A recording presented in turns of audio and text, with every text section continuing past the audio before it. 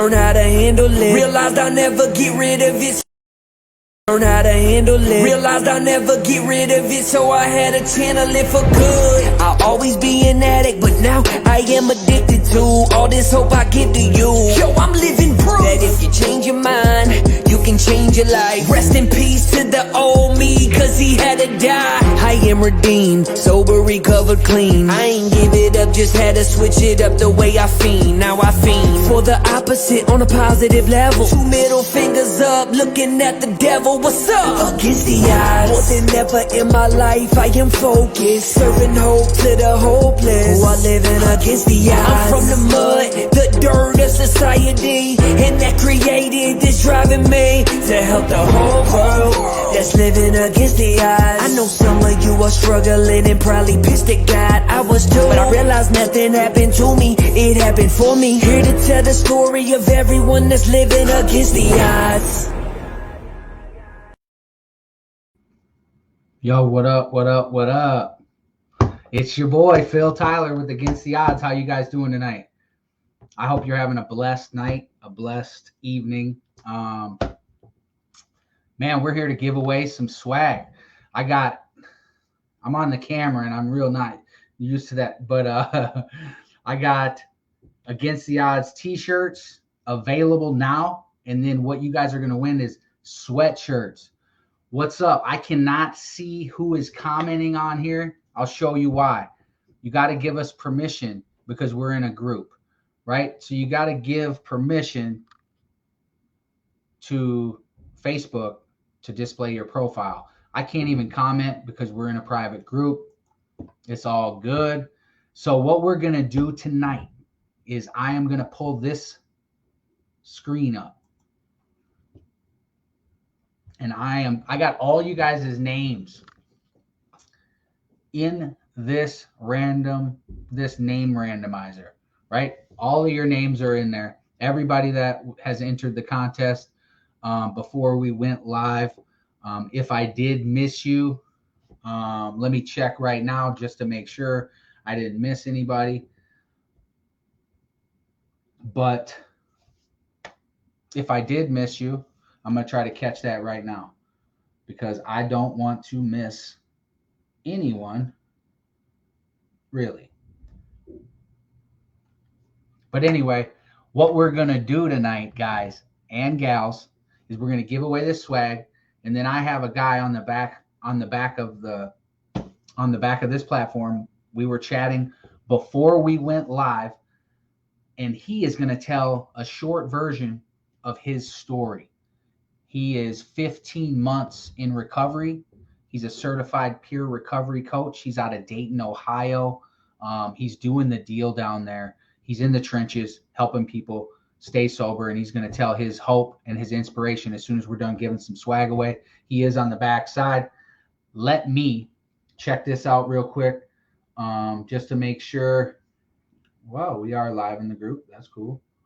I just want to make sure I didn't miss anybody. Nope, got everybody. We good. So what I'm going to do now is I'm going to start to spin the wheel. I will spin the wheel. The name will pop up. If you win, obviously I need your address and I need a shirt size and a hoodie size, right? So what we're doing is we're giving away 5 pieces of 5. There's 5 winners tonight, right? And each 5 winners are going to receive 1 Against the Odds t-shirt and 1 Against the Odds sweatshirt. The sweatshirts are not in yet, people, but bear with me. I will get them shipped to you. I do ask that if you are, far away and if you can help me with shipping, that'll be great. But if you can't, we'll bless you and hook you up. Let me get to popping over to the randomizer and we'll get our first winner up on the board, huh? Let's do this.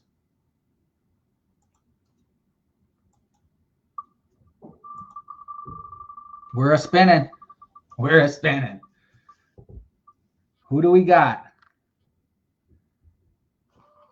There we go.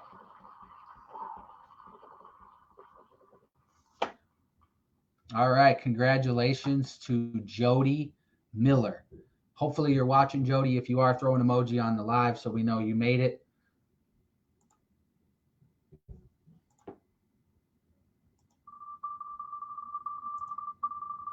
Here's our second winner.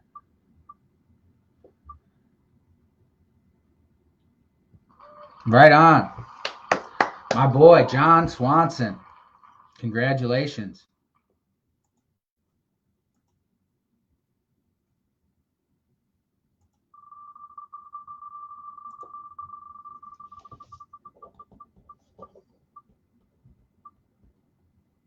Oh, we got another Swanson here.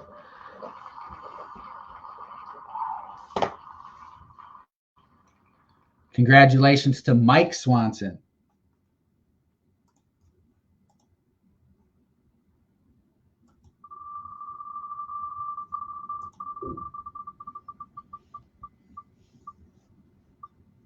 Ooh.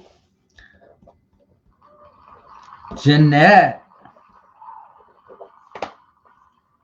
Congrats. What's up, John? John Heald, what's up, brother?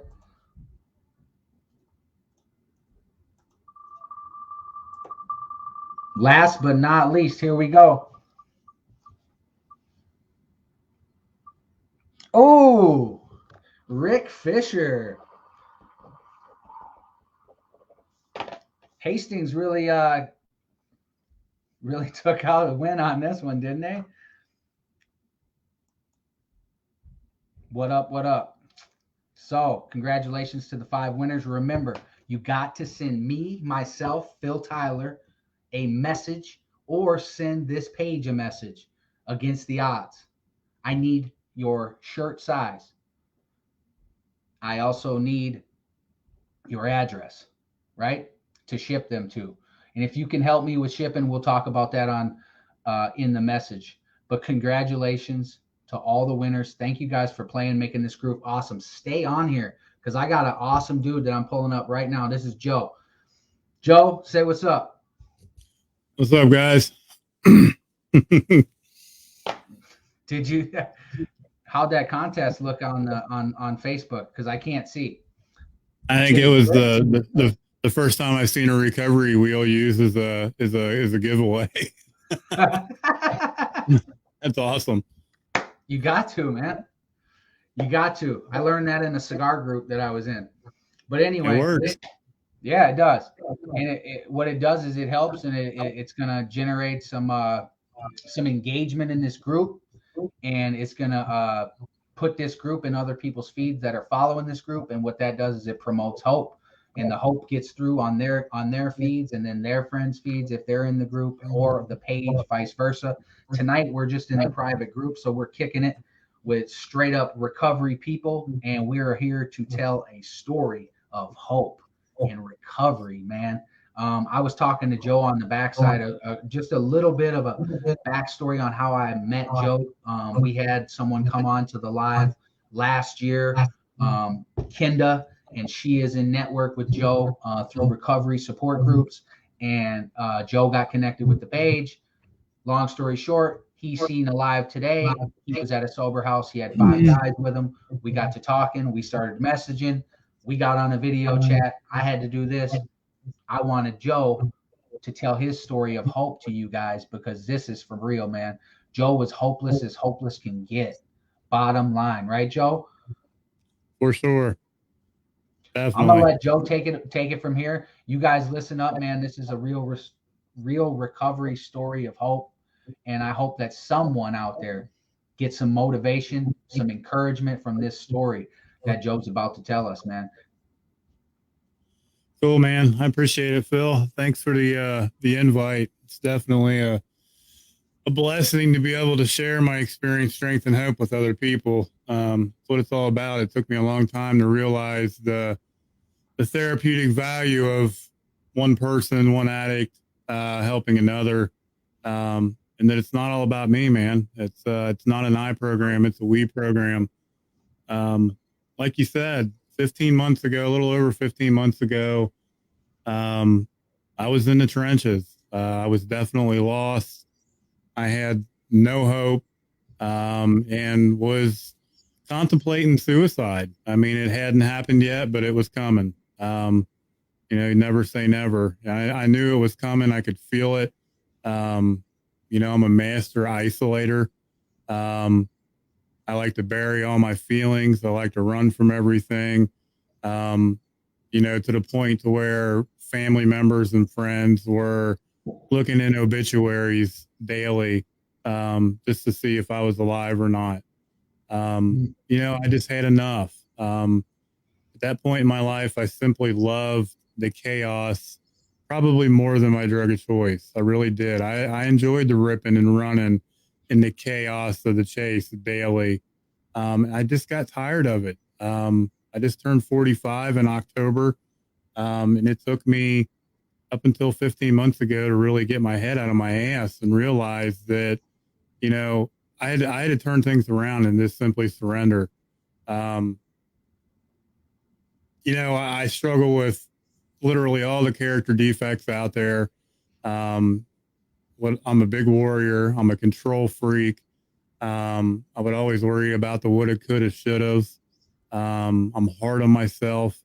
Um, I can never simply, one of my favorite sayings is to give yourself a break, quit pumping quarters in that ass kicking machine and give myself a break. And it took me a long time to give myself a break and tell myself that, you know, I can do this and I will do this, the positive affirmations that I can get through this and I'm worth it. Because I'm really hard on myself. I'm my own worst critic. Um, you know, when I run on self-will, on my will, I break out in handcuffs 10 times out of 10. So I just had to turn it over to something greater to myself and let go and let God guide me and help me through this, along with the rooms, and share honestly with other people, become vulnerable and, you know, humble myself. Man, I was brought up in a very strong-willed family, not to show weakness, to be strong. And, you know, I was taught not to cry and to not break those barriers down. And it took me a long time to get honest with myself first before I could start getting honest with other people. And it was really hard for me to do. You know, I've been in multiple treatment centers. I've experienced jails, institution, couple overdoses. You know, I've been there and done that. I've gone through a lot in my 45 years, and there's been a lot of mental, spiritual, and physical abuse that is wrapped around all that. You know, my first major addiction was food, believe it or not. I had gotten up to almost 510 pounds at one point in my life when I was in my mid 20s, before I started really realizing that I had major addiction issues and addictive behaviors, when in all honesty, it all stemmed from childhood. And I was blindsided to it. I didn't realize it. You know, I drank and I used food to bury my pain that I was dealing with. Um, you know, one day a doctor told me my heart was going to explode if I didn't have this surgery. And that's when I got introduced to narcotics. And it's just a normal story. I don't have to tell anyone how to use. We all know how to use. You know, it started with liquid pain medication and just spiraled out of control from there. And I've been stuck for almost 20 years. Um, and one day I just surrendered and threw my hands up. I admitted myself into an inpatient long-term treatment center for the last time. And here I am today, man. You know, it's all about my mindset today. One thing that I was taught that has really stuck with me is the cognitive behavioral therapy, the CBT, which is just simply changing your mindset from a negative one to a positive one, and trying to wake up daily with that attitude of gratitude and just giving myself praise for how far I've came and where I came from and where I'm at today. That daily gratitude's huge for me. The positive affirmations are huge for me. Um, just giving myself a break. You know, it helps with the anxiety and the depression and the isolation that I struggle with, all the mental health problems that I didn't realize played hand in hand with addiction. And I do now, you know. I know left to my own devices and in my stinking thinking, I'm in trouble. I have to be aware of those red flags and just slow myself down. I've got a daily routine. I try to stick to that to the best of my ability, and use the tools in my toolbox and be of service daily. I have to remind myself to chase my recovery like I chased my dope and stay vigilant in my recovery daily. Um, Not because, I'm having a bad day. When I'm having a bad day or I don't want to, that's when I know I need to. And I have to remind myself that daily, and share honestly. That's huge for me. Um, just simply being honest with someone else and letting them know where I'm really at when I'm struggling and reaching out and asking for help wasn't easy for me. Um, Practicing that humility and that vulnerability was not easy for me.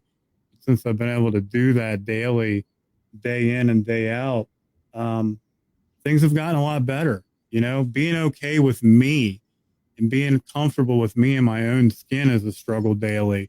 Um, I make mistakes. I'm not perfect.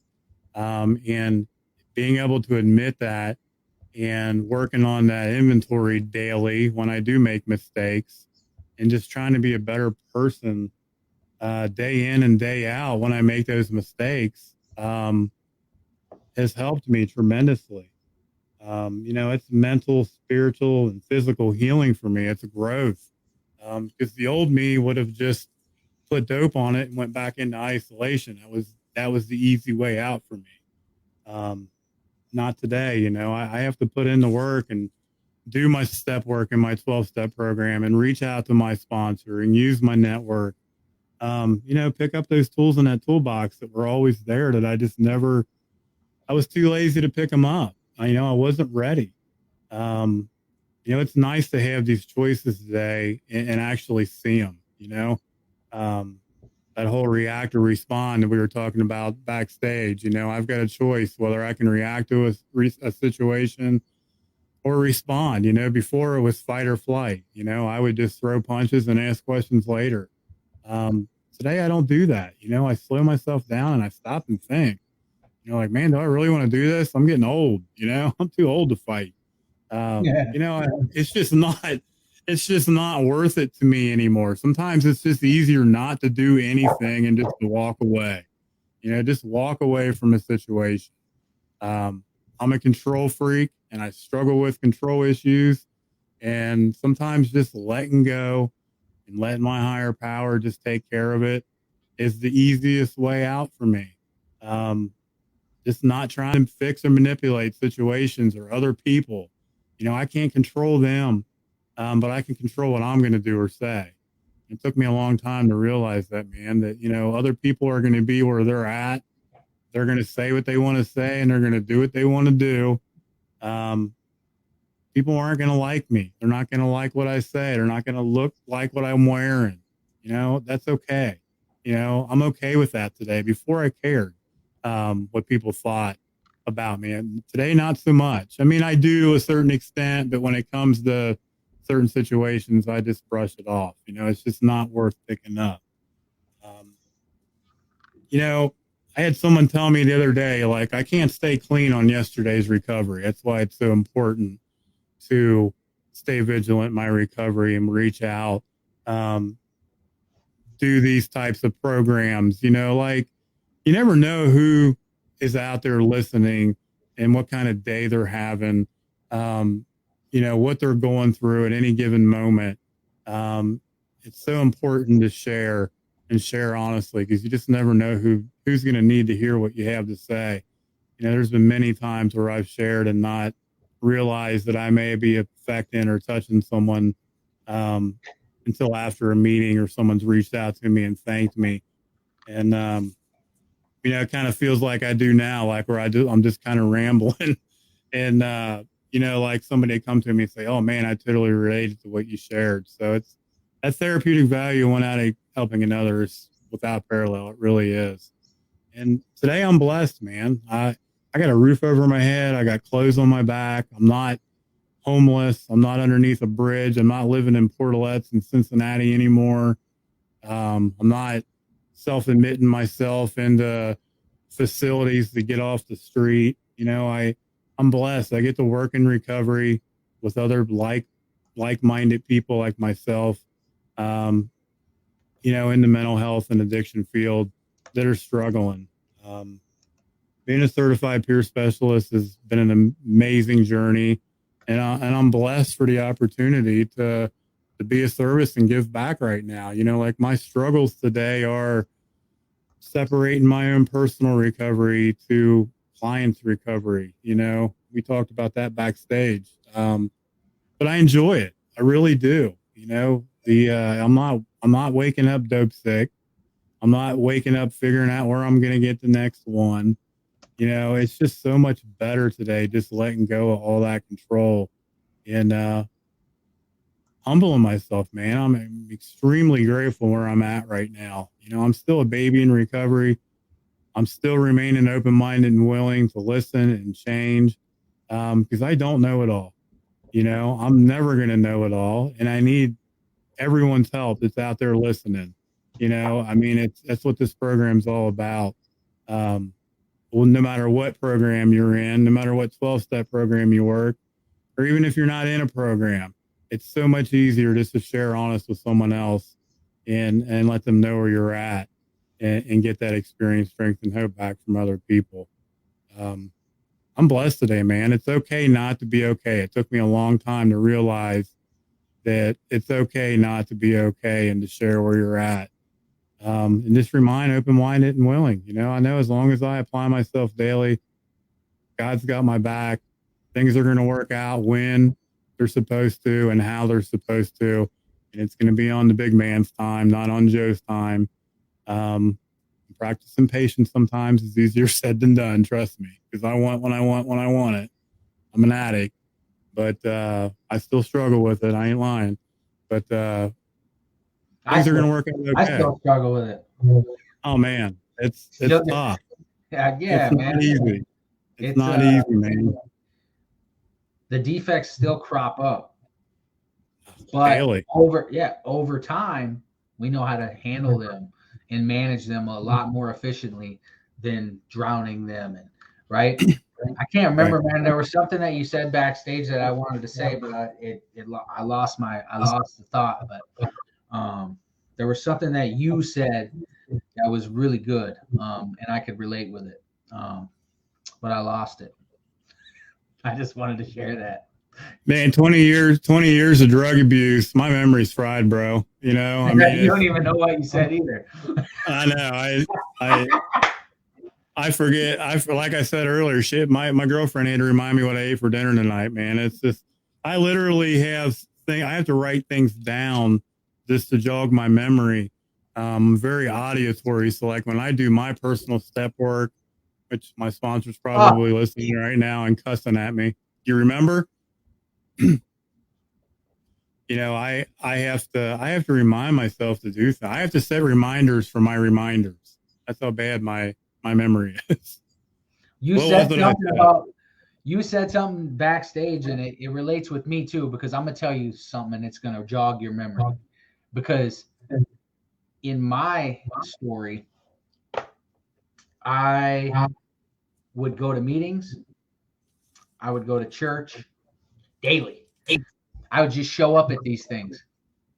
I expected everybody else around me to change me, right? I just showed up to these meetings. I was like, this is going to save me. I just showed up. I never did shit. That's it. Yeah. I had a sponsor. I wasn't real with them. But I showed up. I never did nothing, and I never did no work. What happened was a crisis happened in my life that I thought was a crisis, a breakup. I went back and used. Why? I learned when I was sitting in the joint, right? And someone was bringing in and telling their story. I learned why. Yeah. You know what I mean? Yeah. It's all about application. And I realized it. And it's like I learned that. But I learned the hard way. And you don't have to learn the hard way out there, and that's why we share our stories. Because you don't have to learn the hard way. But what I'm saying is change, we can pray all we want about change. But unless we actually put one foot in front of the other and go out there and do the work, we will not change for the long term. We will Right. knuckle. It takes work to change your life. Correct, Joe? Yeah, I mean, I remember we were talking about putting in the work and applying ourselves. I had an application problem, and I always knew what to do, but I would never put in the work and apply myself. I could let God drive the car, but I always thought God was going to do the work for me too. And There you it go. took me, yeah, it literally took me 43 years, 44 years to realize that my dumb ass needs to put in the work too and apply myself. And, that's why I say it's so important to stay vigilant and, realize, I'm an addict. I'm going to be an addict the rest of my life. But what matters today is I'm clean. And I'm applying myself and I'm putting in the work. I know how to use those tools that have always been there. They've always been there. Um, you know, my prayers have changed tremendously. It's not, oh God, please get me out of this one, or oh God, please get me out of that. Like I can just feel and see the change in me now because of, what the 12-step program that I'm personally a part of has taught me. Just by simple application and just putting in the work daily. It's really, I think one of the things it's a simple program for complicated people, and I overcomplicate everything. And it really is that simple. And sometimes it's easier said than done. Setting healthy boundaries for me, um, is sometimes hard because I forget to stick to them. Like I can set them, but actually applying them and sticking to them daily sometimes is a struggle. And that might be just something as simple as taking time out for me. I forget to take time out for me. We kind of talked about that backstage about putting too much on my plate and overwhelming myself and having too much going on at one time. That's a red flag for me because when I get overwhelmed, I'm in trouble. And I start making bad choices and decisions and I revert back into those old character defects and ways. So I have to remind myself to slow down. I really do. That whole easy does it. There's little cliche things that we all hear in the rooms, but I hate it. I absolutely hated them. They mean something to me today and I understand them. And that's a blessing. That really is a blessing of recovery for me personally, to have that clarity. Because I am open-minded and willing today and I'm willing to listen and take the suggestion. I was in those meetings for all the wrong reasons. I was in there getting phone numbers. I was in there because a PO wanted me to. I was in there to get a meeting slip signed for a sober living house. I was in there to make face with my family because they wanted me to go there. I was there to save a marriage, and it took me a long time to realize that I can't save my face and my ass at the same time. And I have to keep myself number one and be there for me, not for all the other reasons. If I'm not there for myself, I can't be there for anybody else. And it took me a long time to realize that, man. That's one of those little blessings of recovery that I'm finally realizing, and how powerful and meaningful it is to me today. It really is. I know, especially the cliche stuff. I love that because I say the same thing because it's so cliche, but it is so fucking true.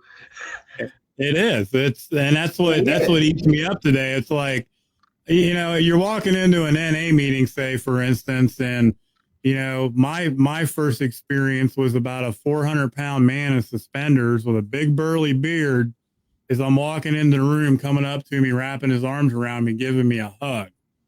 And I was like, whoa, bro, back off. Like, what's going on here? And then I started hearing all these things and, like I love that stuff today. I embrace it. I love the in-person meetings and the feeling. Don't get me wrong. I love social media. I love Zoom. I'm a Zoom baby. I got clean during this whole epidemic thing. And I'm truly grateful and blessed for it. Because I've been able to network literally worldwide with like-minded people like myself that love and understand me and get where I'm coming from. And it's that feeling of acceptance and not feeling so unique, or or that, that odd man out in the room. Getting past all that has been a huge blessing. Um, a worldwide connection, man, is so important to me because I can reach out 24 hours a day and someone's there.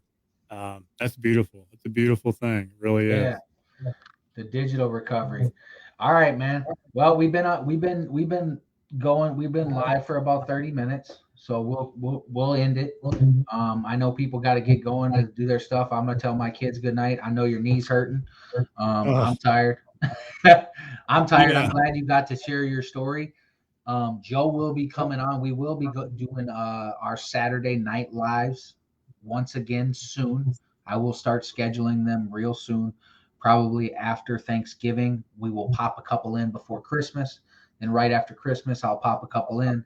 Then after New Year's, I have to go somewhere, and then I'll pop. Then I'll start dropping the lives a little more consistently on Saturdays. I'm debating on whether I want to do 8 o'clock or 9 o'clock at night. When I first started it, it was at 8 o'clock. It was during COVID, though. It is winter time in Minnesota, so a lot of people are home at 8 o'clock because it's dark. I'll figure that out later. But you will be coming on, and you'll be given a lot more deeper intel story. Usually we go for about 45 minutes to an hour on that. So you got about 45 minutes to tell your story, or even more. Some people will go longer than that, but a lot of people can get things said and done pretty quick. Mainly we want to, you know what we're doing here. We're here to, talk about where we were, what happened, and then where we are today. I like the fact that you didn't sit in the problem too long. Some people sit in the problem a little too long, and you just moved right on through that. And I could tell that you are working your recovery program. You can tell by the way people speak about their past, how if they glorify it or they are humbled by it or ashamed of it. There's no reason to be ashamed of our past. We don't regret it, but we're humbled when we talk about it because it was something that we're not very proud of. It did get us to where we are today, right? Right. I use that as inspiration to share with other people, man. That's I right. use that negative experience as a positive one, and just let others know that you don't have to stay stuck. There is a way out. We do recover.